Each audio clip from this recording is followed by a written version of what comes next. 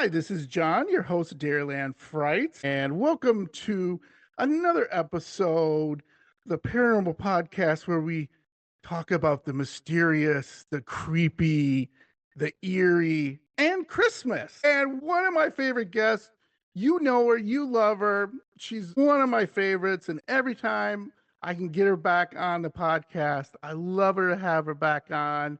And it's Rissa. Welcome back, Rissa.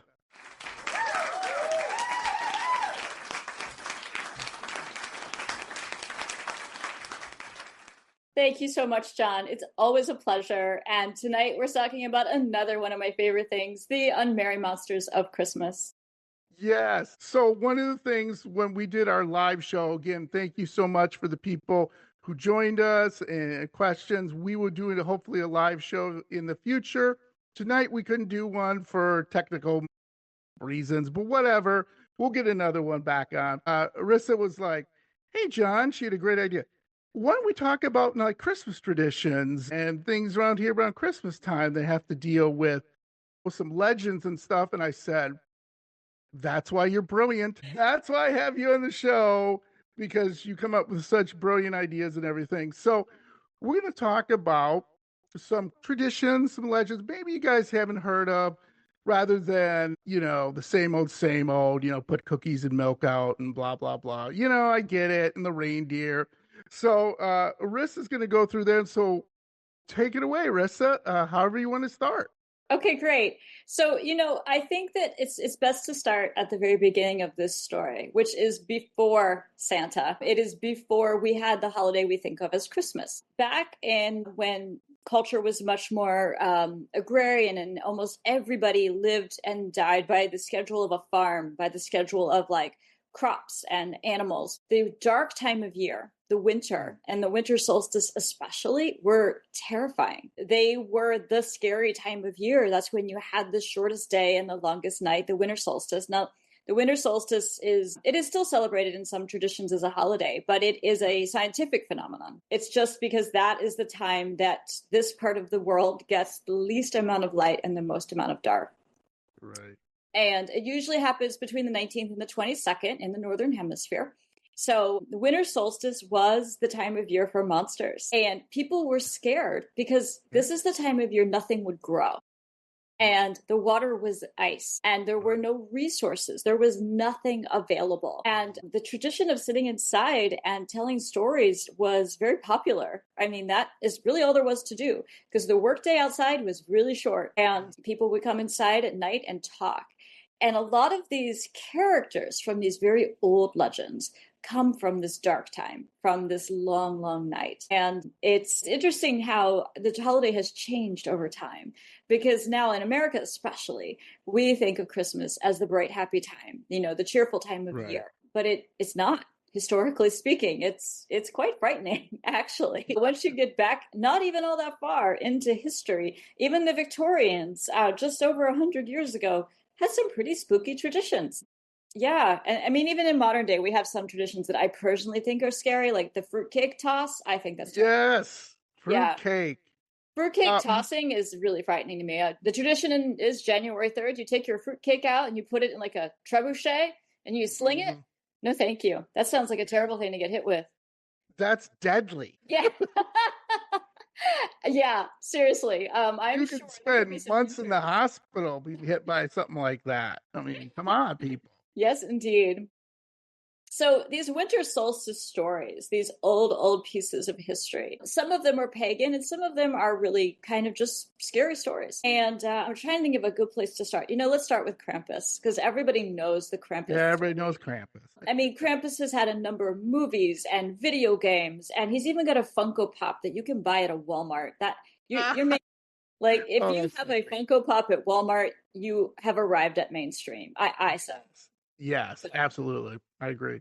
So I have this cool Krampus right here. It was made by an artist in Pennsylvania. And, this looks a lot like the Krampus does, right? He's got the long tongue and the big goat horns. He's kind of terrifying. Oh, this one looks like he's like made of gingerbread. So you might want to eat him. Gingerbread's interesting too. That's an interesting story.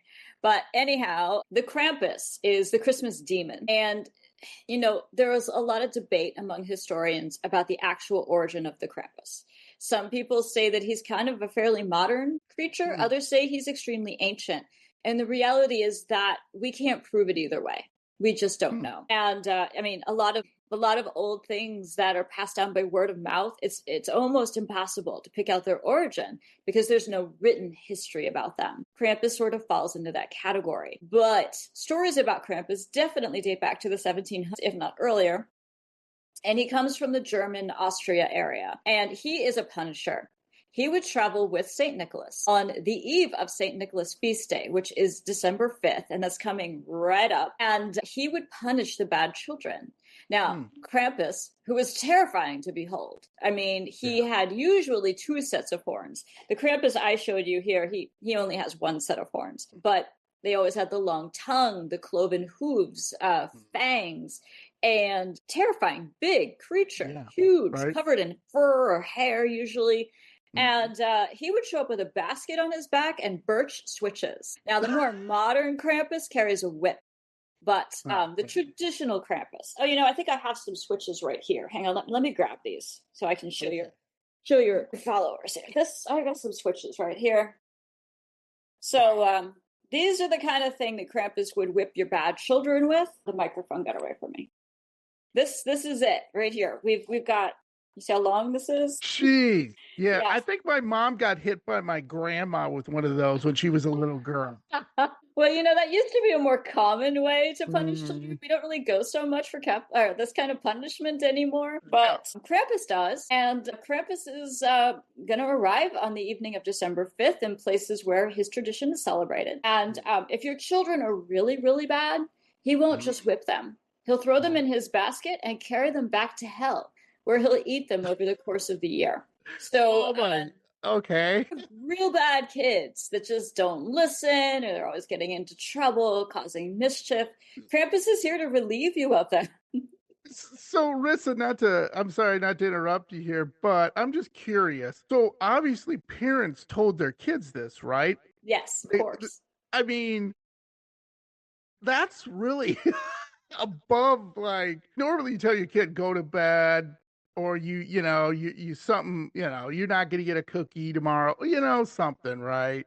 I would tell my kids. Krampus is going to drag you back to hell and eat you. Yeah, so could you imagine what this is in this, I don't know, let's say 1600s, 1700s, whenever this became really popular, 1800s, maybe even up to the 1900s. Absolutely. All right, this is what's going to happen. Krampus is going to beat the crap out of you with a switch. Or if you're really bad, he's going to throw you in this bag, drag you to hell, and snack on you, basically, on the way home. That's terrifying. It is terrifying. But, you have to remember the origin point of a lot of these stories were they needed everybody to pitch in going through the harvest season. Everybody in the family had to cooperate, or other people would starve to death. Right. Or things like the wool or the flax had to get spun, or there would not be. These things had these chores, this hard work had to get done, and these monsters were there to enforce. So it's kind of like, I'd say. So if you weren't good, Krampus is going to come for you. Wow. The reality is, if you weren't good and you didn't get your work done, some members of your family might not make it through the winter. Yeah. But this is a much better story and way more entertaining than hearing your mom be like, oh, you don't want your little sister to starve. Whereas you might be like, I'm cool with that.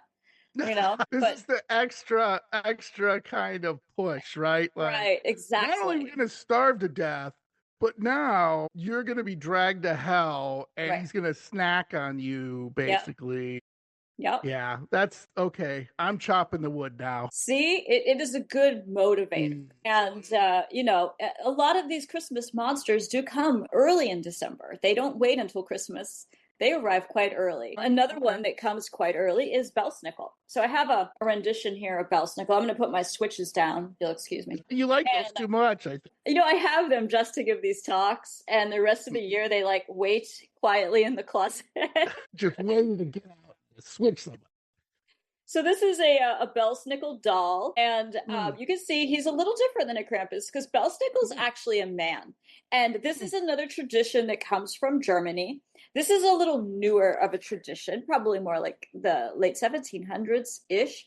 And it comes from the, in America, it came over with the Pennsylvania Dutch, who were not from the Netherlands. It was Pennsylvania Deutsch, meaning German. So there's a little confusion about that, but it's just a misunderstanding of language. They were German, not Dutch, not Netherlands. Netherlands have their own Christmas monster, by the way. But Bel Nickel, German. And Bel Nickel is still very popular in Pennsylvania, Ohio, and Maryland. And he made an appearance back in 2012 on The Office. And I encourage you to look it up because at that moment, he became internationally famous.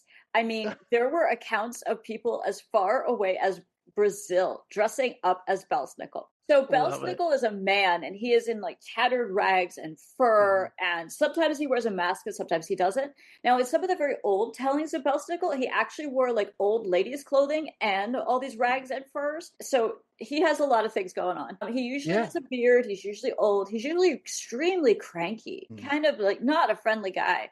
And he also carries a whip. And what he does is instead of just coming in and taking your kid, he taps on the window with the end of his whip. And the parents welcome him. They're like, come on in.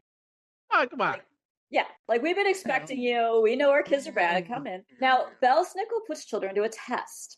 So when he arrives, he's going to ask the kids like questions from their lessons at school. He's going to ask them like, how have you been doing with your chores? Tell me how you've been cleaning out the barn or whatever the chore might be. Tell me about that. And if Bel Nickel thinks they're doing well and he's happy with the answers, he'll reach into his pockets of his like big fur coats and throw candy and nuts on the floor. But wait, if the children are too eager and they grab at them too quickly, he beats them anyway. Jeez, he is cranky. He's a very cranky guy. Now, if they don't know the answers to the questions or they haven't been doing their chores and they've been just kind of not the best, they're going to get a beating. And if they're really bad, he leaves a whip with the parents to continue beating them throughout the year. Wow. So that's Bel Nickel. That's a different type of era. I think that people have to understand, again, like Rissa has said, I mean, this is kind of like life or death, like real life or death. Absolutely. I mean, we don't know how good we have it. You know, we can just run to the local grocery store and pick up what we need. And we have heat like pumped into our homes and water. We don't have to worry about it being frozen. Well, I mean, our pipes could still freeze, obviously. Well, yeah. You know, that's probably the biggest threat we've got. And historically, that just wasn't so. It hasn't been that long since the Industrial Revolution. So it's kind of amazing that we're several generations into people have no idea what it means to have to get water or chop firewood. Yeah, right. Or where their next meal is, right? Exactly. I mean, you know, it wasn't like you can be like, oh man, like you said, I'm kind of hungry. I don't feel like cooking tonight. I'm just going to get something at the grocery store or fast food. Right. Yeah, I'll have something delivered, you know. Yeah. I was will bring it by. And there was no Uber Eats. If you lived in a town, there might be a tavern, you know. That's about, it. Yeah, and you got to risk it there too, because remember, taverns, it's not like that a health inspector walk through and be like, hey, not at all. Then you got cockroaches in your soup and your stew or whatever the hell they are, you know, like, no, it's like, there's a cockroach in here. A lot of stew. Right. Yeah. Right. So that's historically people ate a lot of stew. If you were very wealthy, you might have a roast. And vegetables through the winter, there weren't a lot. Maybe potatoes and squash. Or leafy greens like kale will grow late into the year, but you know, for the most part, fresh food in the winter, not a thing. Not a thing. That's why oranges were a traditional gift for so long. Because when it became a thing, when it became possible to bring citrus fruit, which is fresh in the winter where it's warm, north on the trains, people were so excited to have an orange, a fresh orange right in the middle of winter. That's why it was for years a very traditional gift. And I guess it still kind of is a traditional gift to give fruit baskets.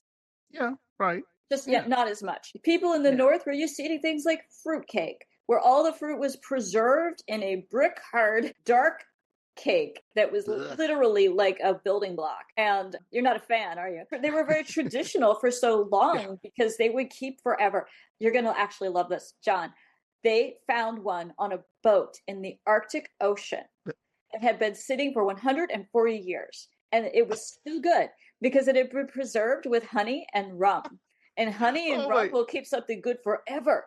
Like forever. The fruitcake Really? was still viable after 140 years on a boat stuck in the ice in the Arctic Ocean. Wow. I thought you were going to say Twinkie. And then I thought, wait a No, minute. that's probably good for 140 years too. But I'm talking like a homemade fruitcake that somebody took on that's the boat, crazy. like on one of the big clipper ships, right? And took it with them. Didn't eat it. I don't know why they passed that by, but they did. Go figure, right? And My ancestors were on that ship, Rissa. They were like, nope, we're not eating it. You guys have it. so yeah, it was still good when they found the boat lodged in the ice. The still edible. I don't think they ate it. I think they took it to like a museum. Still, yeah. yeah, right. That is amazing. Honey and rum preserved that fruitcake. Wow. For over a century. That's actually a scary Christmas story. I love it. That's awesome. Alrighty, so I want to tell you another wonderful. Okay, so Iceland has so many strange Christmas creatures, and I think it's because it was cold there a lot. Their Christmas stories are very, very scary. They all start with an ogress named Grya, and Gryla's had 3 husbands. She ate the first 2 because they were not satisfactory. And the third one, I guess, is still hanging on to this day. I guess, he's got he's like, I'm going to keep up with Grya because, my 2 predecessors got eaten. And so Grya is huge. She's massive. And they say that she has anywhere between 6 and 15 tails, that she carries bags of bad children. So if you are a child in Iceland and you are not behaving through the holiday season, it is possible that anytime during the holiday season, anytime, she could come and get you. Yeah. Really? Yeah. But the 13... Is there a reason why, other than you just bad? Just bad. If you're bad, Grya will come for you. But Grya also has 13 sons. They are named the Yule Lads. And they each have like a specialty. They each have a special bad habit, such as stealing sausages, or banging on pots, or slamming doors, or picking up women's skirts. And each one has a special bad habit. And she lets them out one at a time, the 13 days leading up to Christmas, to go out and visit people's homes for the holiday. And, like there's wait a minute. She has bad kids. She lets her bad kids out, yet she has bad kids that she captures. I'm not sure about her mom skills. Her parenting skills are a little weak. I'm just saying. I would have to concur. I do have questions about her decision making, but then she also keeps a pet. She keeps a pet called Yule Cat. And, I was delighted to find recently that Yule Cat was a villain on an American holiday movie called The Santa Chronicles Part 2 with Kurt Russell as Santa. And Yule Cat. Right. Yes, yeah. Yule Cat is the villain. Yes. So I don't want to give anything away in case any of your listeners want to catch that. It's a family movie. It's not super scary. It's a fun film. Yeah. But Yule Cat has a fantastic story. He's kind of like the fashion police. So if you don't get gifted clothing for Christmas, on Christmas night, Yule Cat, who is 2 stories tall, by the way, a huge murder floof. He's ginormous. He will come and eat you and your food. Okay. Yep. If nobody thought enough of you, if you weren't a valuable enough human being to deserve the gift of any clothing, not a hat, not a scarf, not socks, not even a bad tie, he's going to come and eat you. And he's Gryla's pet. He's Gryla's cat. So yeah, Yule Cat is one of my favorites, just because if you aren't gifted clothing. Okay. Also, he robs you and eats your dinner. Yeah. What?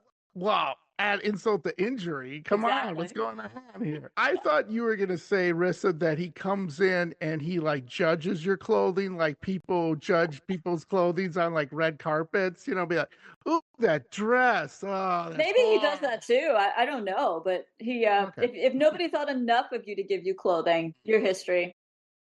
All right, so now I got to get clothing. I'll write that down. You're like, I need to remember to ask for clothing. Yeah. Clothing. Well, I always need socks.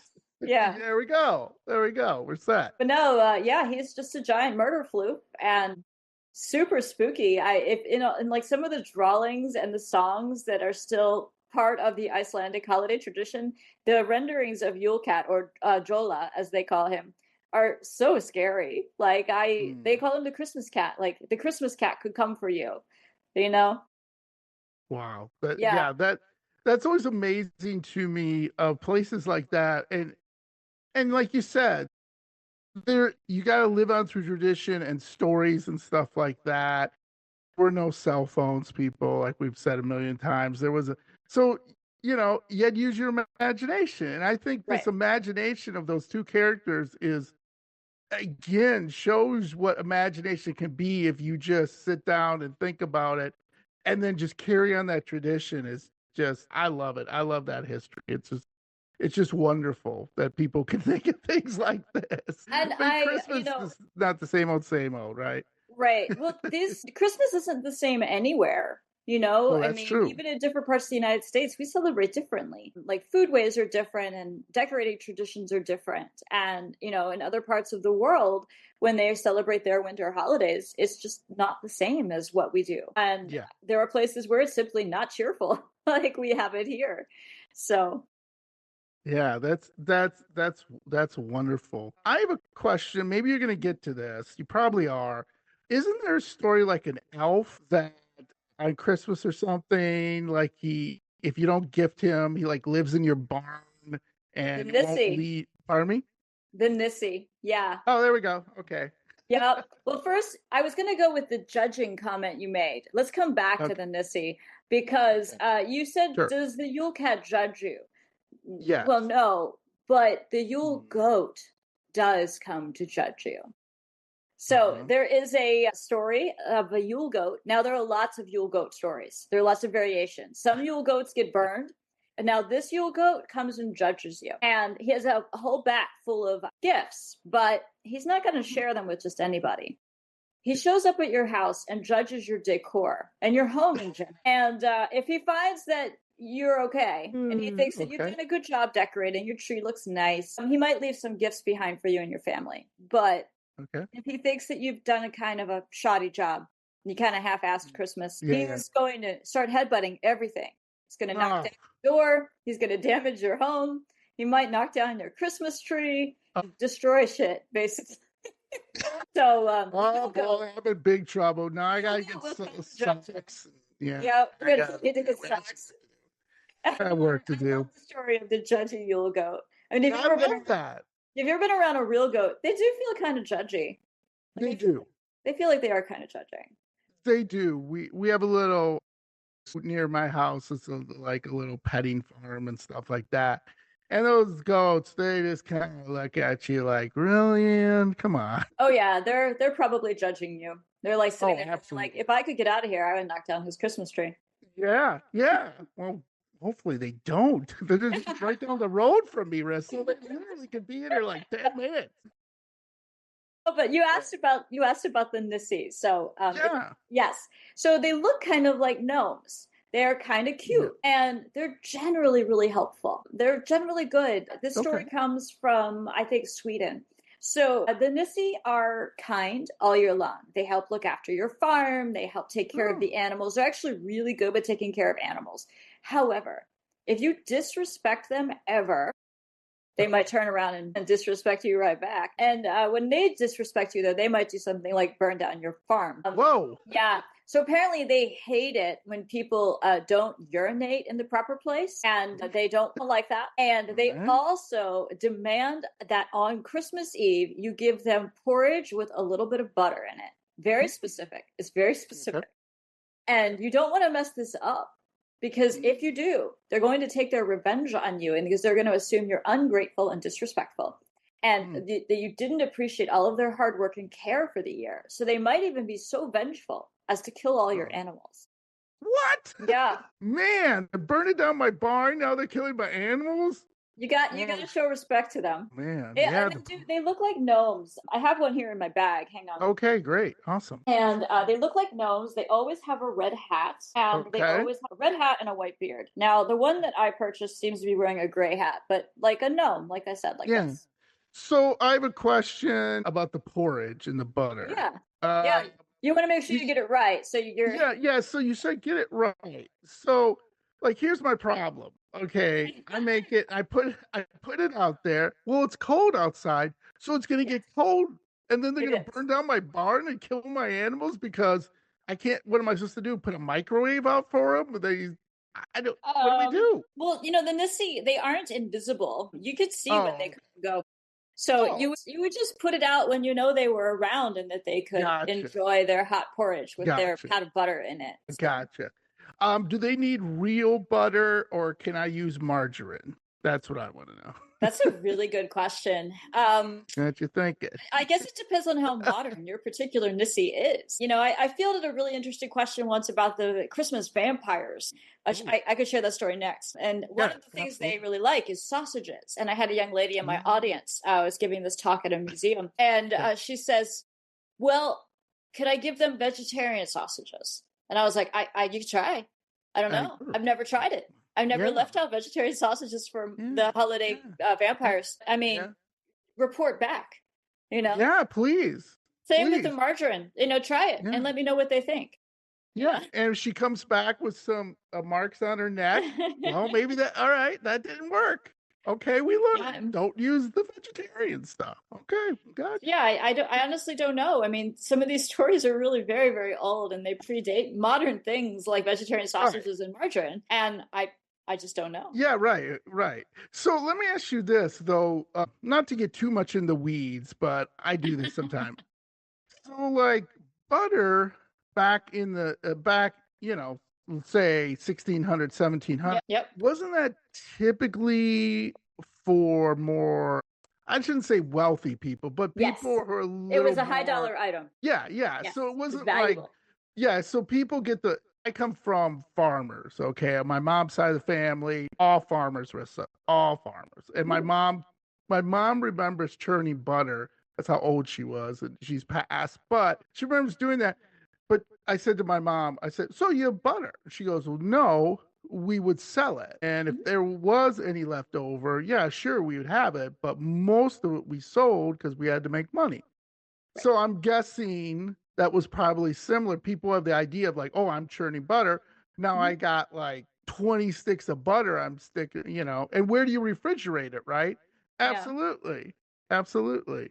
So just things like that, I know just little things, and sorry to get off on a tangent, but it's just, you don't think about it. Like we were talking earlier, you just don't, you can't go down to you can't go down to the grocery store and go, "Oh, get some butter and here's some porridge and here we go," and bam, there you go. Don't burn down my barn and kill my Well, the animals. porridge would have been grains you had grown.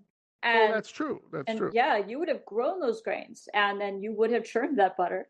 So yeah, I mean the Nissi were definitely demanding something from you that was like truly a token of your appreciation for them. So the others, Rissa, they didn't demand anything. So Krampus, they didn't say like Just a punisher. Now Bel just Nickel a demanded punish. you to perform, Yeah. or answer questions. But Okay. yeah, for the most part, the Christmas punishers just came to punish. Just punish. Yeah. Yeah. Gotcha. Okay. So there's a difference. At least with the Nissa, it had like something like you got an out. Like you could say, "Well, I forgot the porridge. That's on me." Yeah. Right. The others are like, "Oops, Yeah. you're a bad kid. Let's Yeah, go." pretty much. If you're just a bad person, that's what you get. So Yeah. let's jump Okay. onto those Christmas vampires I was just talking Love about. it. So Yes. this is a Mediterranean story. And again, all these different parts of Europe have these different Yeah. stories. And Right. so they could be goblins or vampires. And in different tellings, they look different. Sometimes they're kind of like small and goblin-like, and other times they're big, like bigger than me, and they're vampires. And either way, they have fangs and so the thing is, you can predict when they're coming because they live underground all year except for the 12 days of Christmas. That is the 12 days between Christmas and Epiphany. So they come later. They don't come early like Krampus or Bel Nickel. They come later. And they are definitely going to punish bad kids, but they're also out to punish adulterers. So if you are an adultering partner and they find out about you, they're going to wait for you to leave the house by yourself, presumably going to see your fling, I guess. And they're going to jump onto your shoulders, and they have these big long claws, and they like wrap them around your shoulders and like dig into your flesh.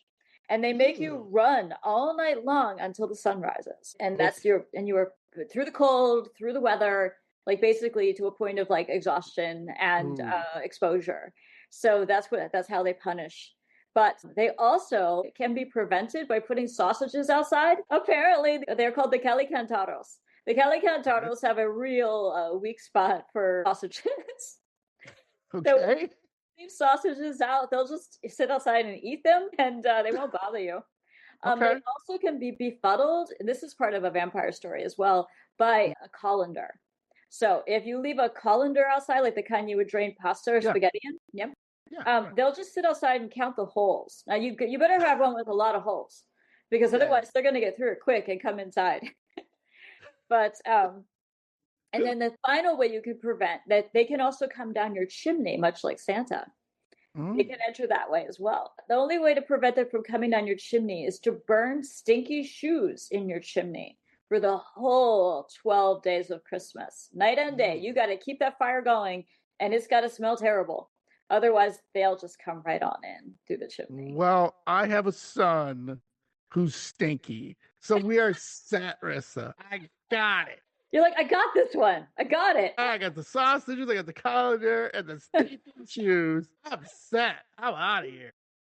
You're like, no calicantaros are coming near our house. We are good with the vampires and goblins.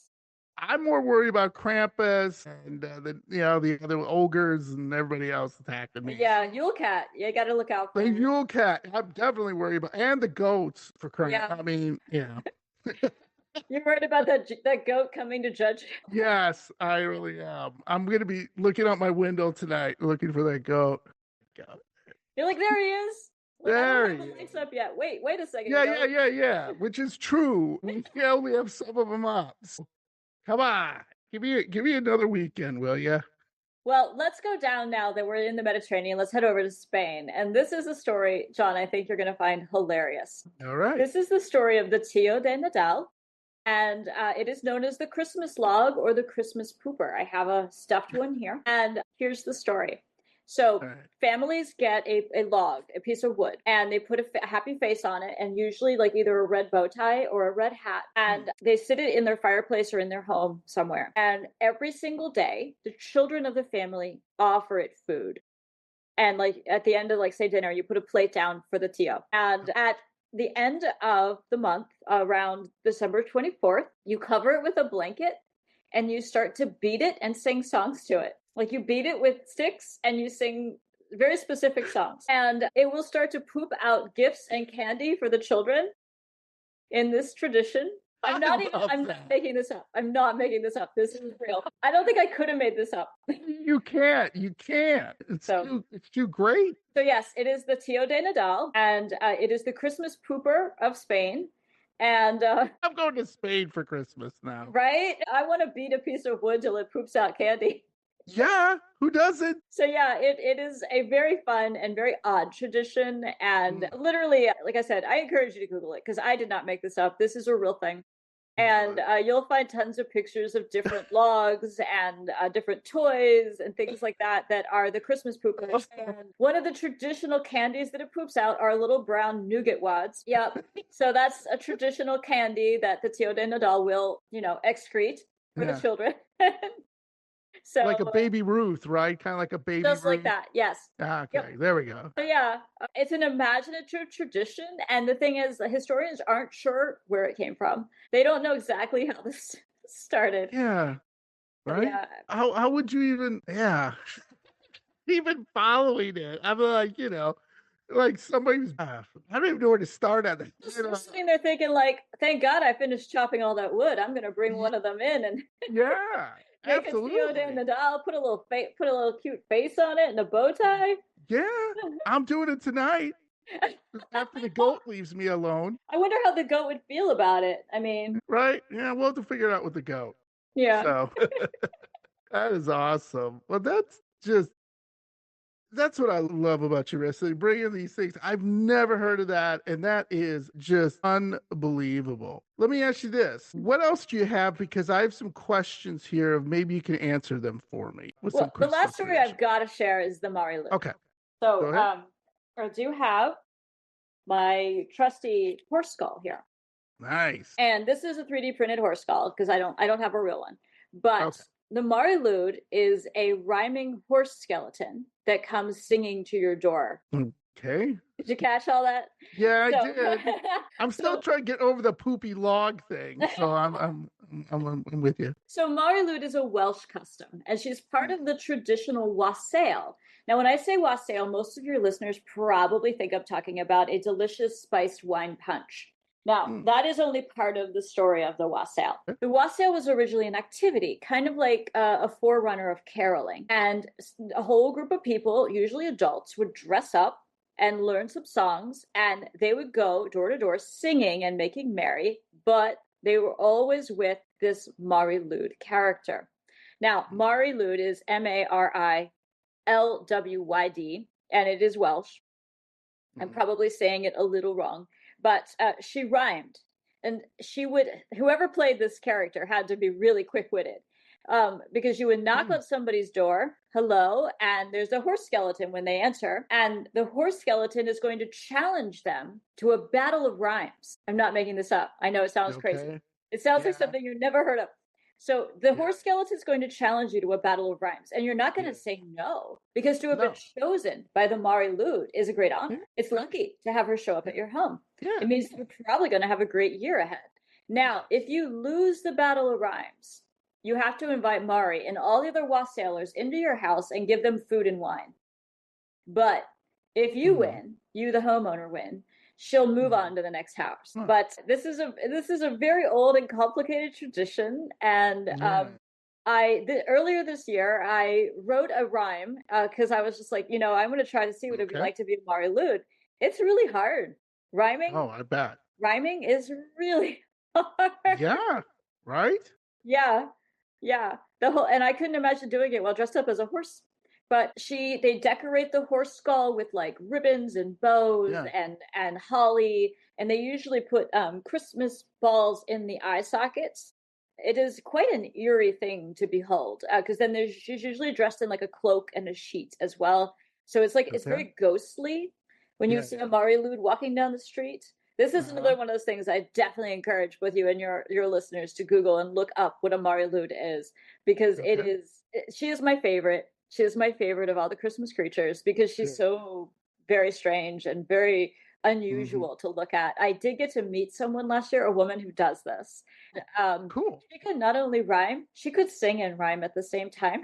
Wow. It was very, very impressive. Yeah. Very impressive. Yeah. That's I couldn't do that. I'm gonna get a door. Are you gonna try? I guess I'm gonna have to. It doesn't stomp on me or anything, does it, Rissa? Does it like? No, you just have to give it wine and food. I could do that. Yeah. I'm sorry. If you lose, you have to give it food. Oh, okay. I can do that. That's okay. Yeah, that's no problem. Because I'd be horrible at it. I'd be like, and the man likes to dance, and he's from France, and then stop. I'm done. That's all I can France and dance. That's all I can rhyme. The Marilude would probably laugh at you from the porch. Yeah. I'd just be like, great. Now I got the goat. My problem. I got the Marilude thing. Oh boy. You're like, I got a huge cat here. What's going on? Yeah, a huge cat. My socks. I don't know what's going on. All these new stressors at Christmas that you didn't know about before tonight. Yeah, and I used to work Black Friday in retail. I mean, I thought that was bad. That is terrifying. That is terrifying, by the way. Yeah. I did work 6 years of Black Fridays, 3 a.m, where people would argue with me. Yeah. Okay. That's rough. Yeah. That's terrifying. If only Krampus had been with you then. Me and Krampus would kick butt. We would level that store because there were so many bad people. I think that Krampus should show up on Black Friday. I agree. I totally agree with that. Let's make that happen. I think it's a great modernization of the Krampus story. Yeah, there we go. There's our next $1 million hit. Come on, let's go. That's awesome. You said you had some questions. I'd love to hear them. Yeah, some quick questions here before we wrap it up. Mistletoe, I've heard, is actually poisonous. Is that true? Correct. So how did mistletoe, we put it over and then we kiss somebody? How did that happen? Well, the origin of the mistletoe story. So first of all, you have to remember it actually goes back to the god, the mischievous god Loki, and he wanted to kill someone, and so he used an arrow that had been dipped in mistletoe as poison. So that is how I guess we found out mistletoe was poisonous, right? Mistletoe is Yeah. actually a parasitic plant, and for that reason, people historically thought that it was fertile all year long. Mm. Basically, it could grow anytime because it could grow on another living thing. And so it became a symbol of being very virile. And so that is how it became the plant you kiss under, hoping that, you would also go forth and have many children. Yeah. Okay. Or It, just it, don't eat the mistletoe. yeah, that's what I was gonna say. Like that was my whole confusion of it. I was Yeah. like, wait a minute, it's A little confusing. right. I would not disagree with that. Yeah, it's like having poison ivy and putting it above your and then trying and everybody's like, why do you have poison ivy up there? That's Yeah. ridiculous. You're like, well, that's the tradition. I don't know. One of the other traditions too, I think is really interesting to me is you hear a lot, like you said, different countries celebrate everything a little differently and things like that. But like with Saint Nick, I don't know if you know a lot about this because A there's little so many bit. different stories. Give me a Like, try. okay, so like, how did that start? I mean, a lot of people have said it. There actually was a Saint There Nicholas. was. This is Okay, true. tell So me yeah, about that. there was a true Saint Nicholas, and he was also from kind of the Mediterranean region, and he was a very wealthy man. His Mm, parents died and left him tons of money, and instead of being greedy and selfish, he was known to share his money, and he was recognized by the church for his great kindness. Now there were all these stories that popped up during his lifetime of his great kindness. One of mm. them, you'll recognize where this is going to be heading. There, he Okay. was walking by a home, and he heard a father talking about how he did not have enough money to purchase marriages for his three daughters. So historically, women were given a dowry, which is money or sheep or something that would enable them to buy a good marriage into a good family. And this man was very poor, and St. Nicholas heard him lamenting that he did not have money to give dowries to his daughters, and they might have to end up in prostitution. Mm. So late that night, Nicholas came back and he found the girls' stockings hung by the window, and he filled them with gold coins, and thus saved them from lives in sex work. And also, they were all Mm. each woman was able to purchase a good marriage thanks to his generosity. Well, Yeah. So yeah. Okay, that's really interesting to me. So one of the other things too that I think is really funny is with we do Christmas lights, everyone does Christmas lights. But I remember and I don't think they do this anymore, maybe they do. But like Germany, they actually use candles on the yes, tree. And I'm yes. like, how did you not burn your house down? You know what I mean? I just think that's interesting tradition too. Like, how did They that? did it everywhere, not just Germany. They did it here in America, and they did it in Yeah, England. They did it in France. Yeah. How did they not burn their trees down? I think yeah, sometimes they did. that's what I thought. Yeah, I Now, think what? there was some fire, but sometimes also trees were not put in the home like they are now. And there also used to be the tradition of hanging the tree upside down from the ceiling, so the branches dropped differently, if that makes sense. Yeah. Yeah.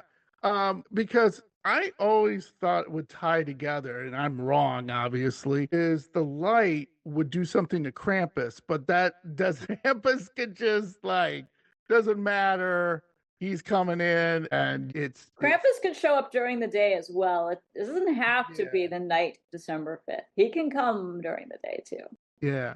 Yeah. The other thing is, I know this has nothing to do with Christmas, but I'm just kind of curious because this is kind of tradition and everything. I just did a little feature on black eyed children Uh-huh. and how people have seen black eyed children and they come to your door and they say, hello, please let me in. And then if you let them in, supposedly there's reports of people just terrible things happening to them. Do you think any of that has that ever, I guess, happened around Christmas where people in a more giving mood and like a black eyed children might have you heard any Hmm. stories? Because I think that would be the perfect time if I was a black eyed child to show up Right. and be like, "Hey, let me in," or you know what I mean? Like No, something bad's I gonna hear happen you. to you. Yeah, The only stories I've personally collected about black-eyed children seem to always happen in the summer. But yeah, I think you're right. It seems to me like if I really wanted to get into somebody's house, it might be more charitable around the holidays, or Correct. if it was just cold, if it was just Yeah. cold. But Yeah. I have yet to personally hear of or collect a story like that. Yeah. Like I said, they always seem to happen, the ones I've heard, summertime. I don't know Yeah. why. Maybe the Yeah. black-eyed children don't like the cold either. Yeah. I don't know. Yeah. Yeah. When I was doing research on it and stuff for my episode, yeah, I mean, I was just like, wait a minute. Because all these traditions, like you said, they can show up. Krampus can just show up and start punishing people. I was thinking, has there been any stories about black-eyed children showing up Not that to I've bad heard. kids? Yeah, neither have I. I've never heard that. I just thought it was really interesting. But like the vampires too, because we associate them with, in the Halloween or around, something like in the summer. Typically, they're not hanging out here when it's 20 below. Well, And, one of the origins of the werewolf story is Christmas. They say that if you yeah, were born on Christmas Day, that you will become a werewolf. interesting. That I haven't heard either. So Um, yeah, that's another European story, I and love it. it comes from the idea that anybody born on the birth date of Christ would be punished in some way because only Christ should have that birth date. So anybody who is dared to be born on December 25th would become a werewolf. Now America has a Christmas werewolf too, with Pierre Noël down in Louisiana. The Rouge à Roux will sometimes go with him. And this is a French story. And apparently, this particular werewolf goes along in a Krampus like fashion. I guess Krampus can't be everywhere. And the Rouge à Roux will punish the bad children in the company of Pierre Noël in the French parts of Louisiana. So, werewolf and Christmas, it's I just going love to get it. married. Yeah. I love it. You see, Halloween people is just not for werewolves and vampires and goats and monsters. It's like, here we are. They're right here. They never go away. I have a theory Bigfoot is Krampus, but that's my theory. I like it. I like it. If you sniff around long enough on YouTube, you will find that there was a video, I think it was in 2013 or 14, of Bigfoot walking through somebody's yard on Christmas morning. I love that. See, that would just be The best that's Christmas great. gift, right? That's the best. Come on. I love that to happen. So, Rissa, before we wind up here, what do you got going for people? You have your website and stuff like I don't know. Are you doing anything like having some discounts for people about your readings or tours? Well, I do or sell gift certificates for my readings through the holidays. This time of year, I'm doing my creepy little Christmas talk where there are actually 36 different monsters plus multiple ghost stories that are associated with the Christmas holiday. And most of my talks are already sold out, but I do have 3 left in Pennsylvania that aren't. Yeah, December 6th in Hanover, PA, there's one. December 14th, there's one in Lancaster, Pennsylvania. And December 20th, close to Christmas, there is one in a haunted orphanage in Gettysburg, Pennsylvania. I was like, seriously, how is that not sold out? But yeah, I can't think of a better place to tell creepy Christmas stories than a haunted orphanage in Gettysburg, Pennsylvania. Oh, right? The best. But yes, absolutely. Yeah, we didn't even get into Christmas ghosts. There's tons of Christmas ghost stories. I mean, the most famous ghost story in the English language is a Christmas ghost story. It is Charles Dickens' Christmas Carol. Yes. And one of the things I was going to ask you about that, what always fascinated me about that story was it's the past, present, and future. Correct. I always thought that and Marley. Everybody forgets Marley. He's the fourth. Marley, too. Yeah. And that's so do you talk about that a little bit on your talk? Oh, definitely. It used to be that Christmas was the time for telling ghost stories. I mean, even think of the Christmas Carol of this one, scary ghost stories. And, this is the one. Right. Yeah. So it's only been recently that I guess we've kind of cleansed Christmas and took the monsters and ghosts out of it because as you can see, that's the best part. Yeah, I agree. As you can see, historically speaking, even back into the early 1900s, like just 100 years ago, Christmas had some spooky stuff going on. Yeah, absolutely. Yeah, we just have scratched the surface and stuff like that. And, again, just amazing stuff as always when we have Rissa on because she's amazing and has these great stories. So so go check out. I will put all the links in there so you can check out Rissa's website. Go to there if you're in the area and you want to do that orphanage, Gettysburg, correct? Around Gettysburg. Yep, super haunted. People buy those tickets. That's the most awesome thing I've heard. Please do that. But no, again, we will have Rissa back on because, I just learned so much. I got to work now on my Christmas lights. I got to get socks. I got to get a log that poops. I got to get porridge with some butter. Really busy. But, we will have this episode coming out this Sunday. So you'll have plenty of time to go to her site, get some gift cards for readings, and check out, obviously all the great things she does on all the social media, Instagram, and so on and so forth. But thank you, Rissa. This again, love to have you back on again. We'll have to think of some other history topics because again, I just love it. It's just wonderful having you on. Thanks again for having me, John. I always appreciate it. Absolutely. So again, everyone, stay spooky. Check out, when this episode comes out and go to Rissa's website. And, again, everyone, thank you for joining us. And this will be out before Christmas. So I would Have just a say creepy Christmas. Yeah. grab a creepy, spooky Christmas. Thanks, Rissa. Thank you. Bye. Bye-bye.